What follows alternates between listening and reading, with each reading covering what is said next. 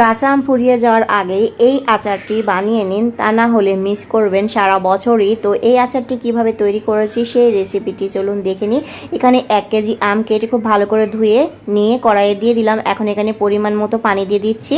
তারপরে হচ্ছে এখানে আমি ঢাকনা দিয়ে ঢেকে এটাকে সিদ্ধ করে নেব। মাঝে মাঝে একটু নেড়ে ছেড়ে দিচ্ছি। তারপরে একটু স্প্যাচুলা দিয়ে খুব ভালো করে এভাবে মিশিয়ে নিয়ে একটা ছাঁকনিতে নিয়ে ছেঁকে নিচ্ছি, আর বাকি অংশটুকু ফেলে দেব। তারপরে হচ্ছে এই অংশটুকু সেই কড়াইয়ে আবারও ঢেলে দিচ্ছি। তারপরে হচ্ছে এখানে আমি 1 কাপ চিনি দিয়ে দিচ্ছি। চিনিটা আপনাদের স্বাদ অনুযায়ী দিয়ে নেবেন। খুব ভালো করে মিশিয়ে নিলাম।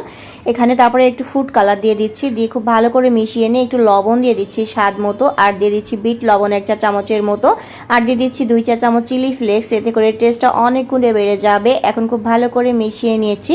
তো এটা কিন্তু হয়ে গিয়েছে। এখন নামিয়ে একটা প্লেটে ঢেলে নেব। তার আগে প্লেটে আমি কিন্তু একটু তেল লাগিয়ে নিয়েছি। তারপরে প্লেটে এভাবে দিয়ে দিলাম।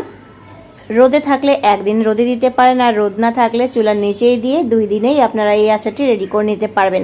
তো আমি চুলার নিচে দিয়ে আচারটি রেডি করে নিয়েছি। দেখতেই পাচ্ছেন কতটা লোভনীয় হয়েছে, আর খেতে অনেক মজার হয়েছিল। অবশ্যই একবার হলেও আমের এই সিজন থাকতে থাকতে এই আচারটি বানিয়ে নিয়ে রাখবেন, না হলে কিন্তু আফসোস থেকেই যাবে। আমি একটু কেটে দেখিয়ে দিচ্ছি, দেখুন কত সুন্দর হয়েছে। আশা করি আপনাদের ভালো লাগবে। অবশ্যই আপনারা এই আচারটি ট্রাই করে দেখবেন।